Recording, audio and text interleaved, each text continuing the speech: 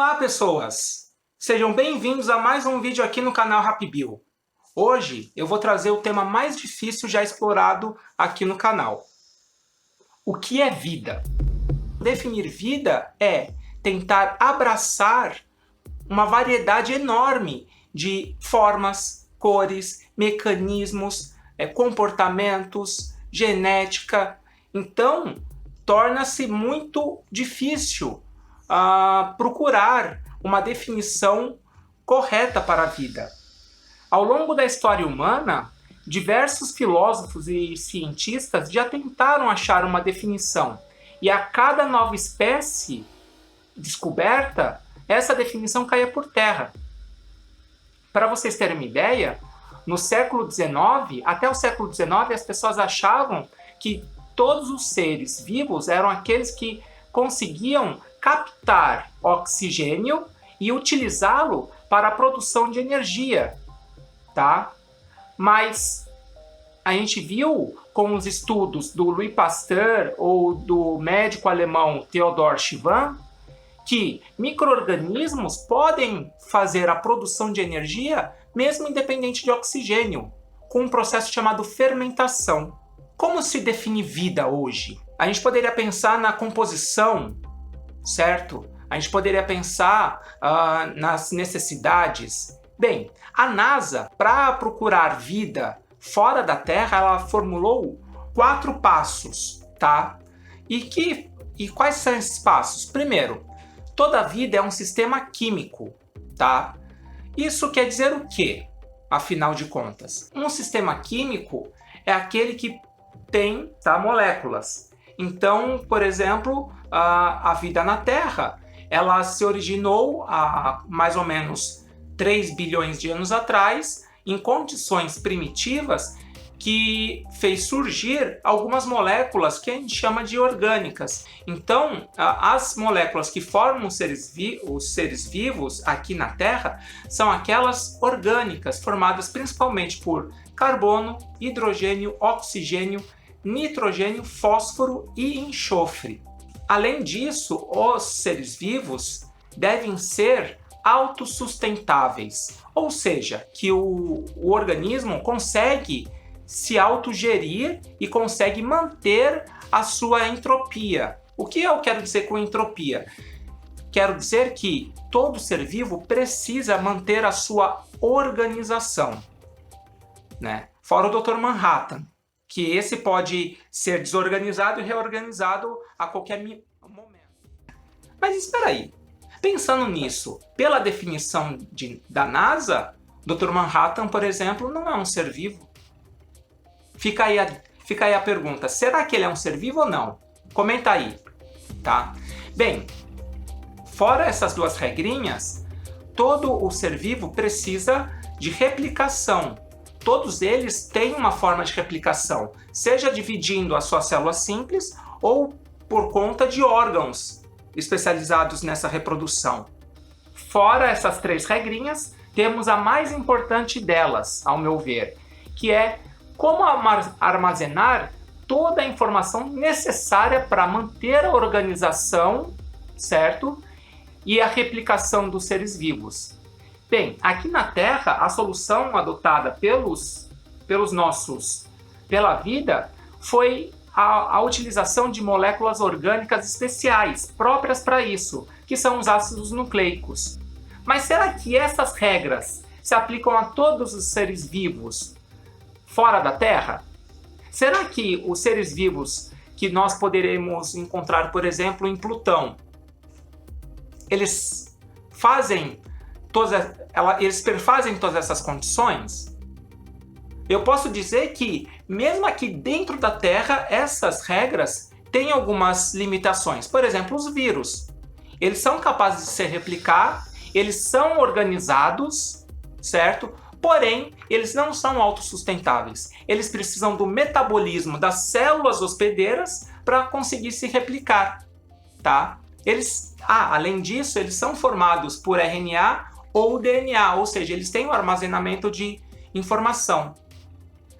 A outra regra básica para a vida, segundo a NASA, que é justamente a submissão dessas informações armazenadas em material genético à lei da seleção natural ou ainda da mutação, tá certo? Ou seja, conforme o tempo passa, erros podem se acumular nesse material genético, ocasionando a diversificação das formas de vida.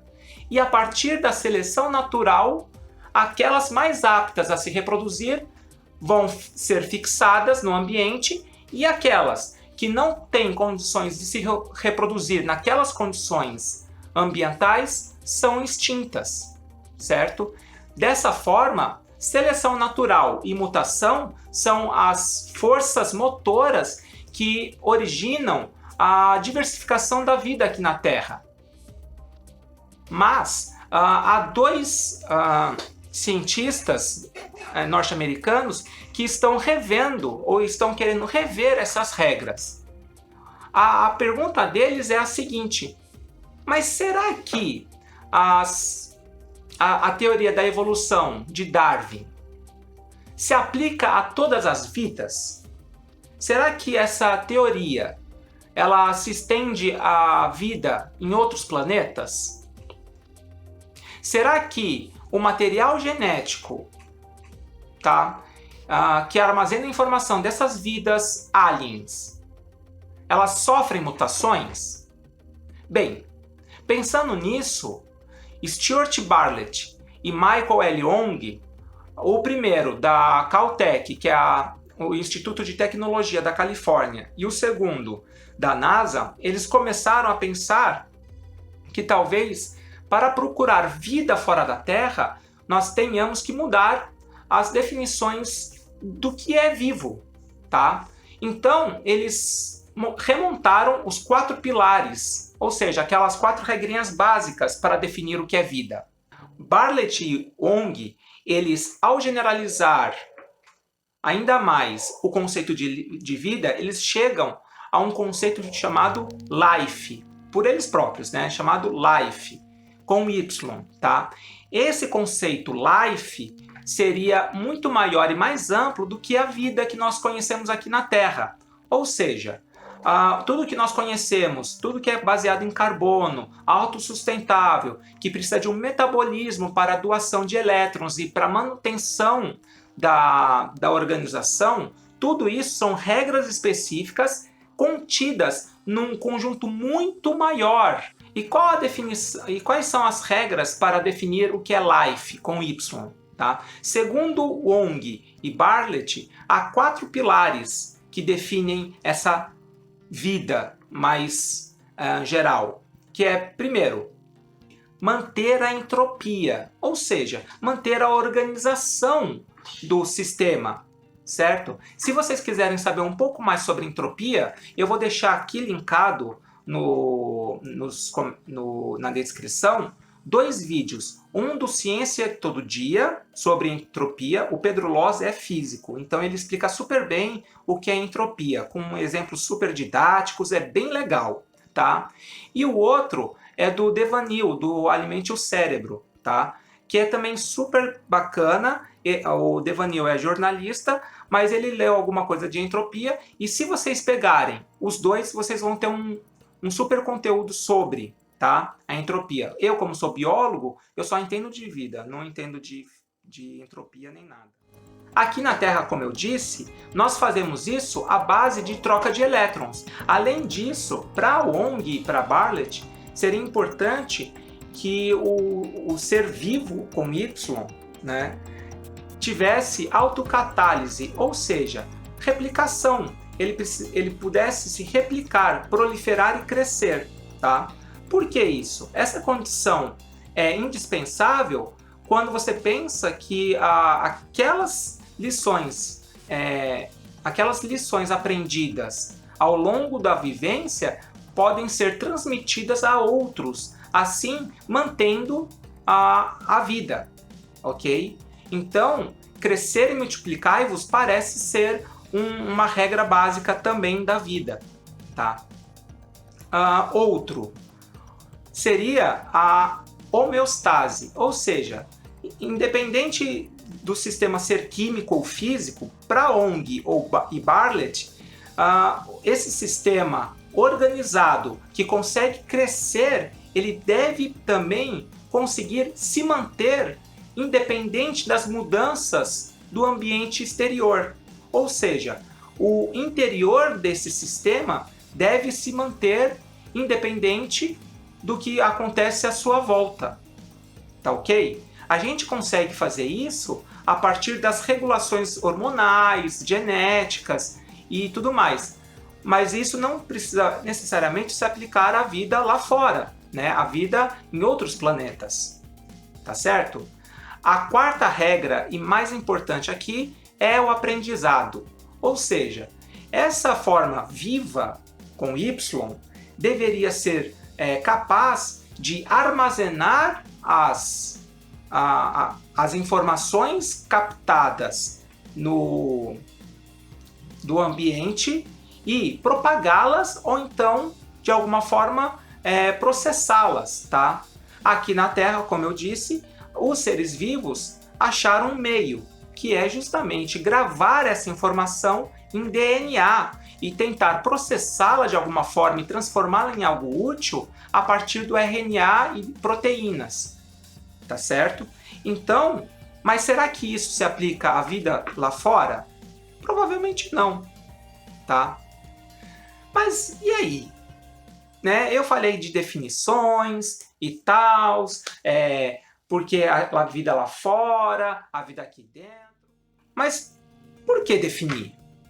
Né? Por que a gente tem que definir? A vida não seria muito mais feliz se a gente parasse com isso de definir? Eu tenho que definir isso, tenho que definir aquilo. Primeiro, se a gente parasse de definir, eu não teria emprego. Tá? Biólogos adoram definição. Mentira.